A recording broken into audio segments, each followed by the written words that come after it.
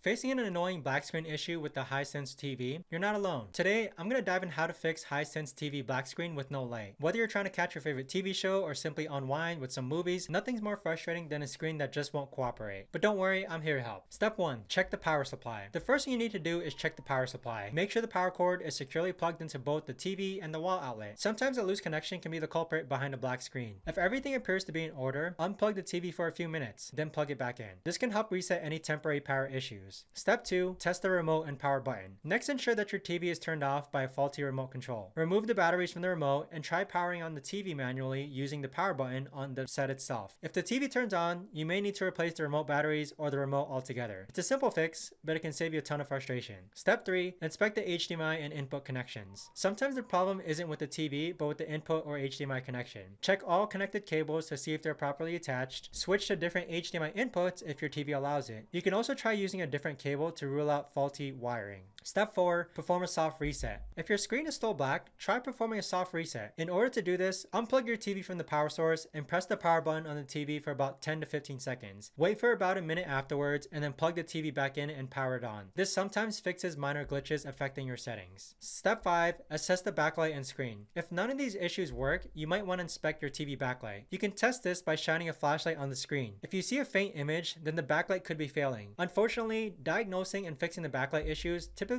requires professional help unless you're comfortable tackling advanced repairs yourself. Step 6. Update the firmware. Out-of-date firmware might cause operational hiccups, including a black screen. Visit the Hisense support website for the latest firmware and follow their instructions for installation. This process might require a USB drive and access to a computer. And there you have it. By following the steps how to fix Hisense TV black screen with no light, you'll hopefully restore your TV back to working conditions. If you found this video helpful, let me know in the comments down below. Thanks so much for watching, and I'll see you guys all in the next video.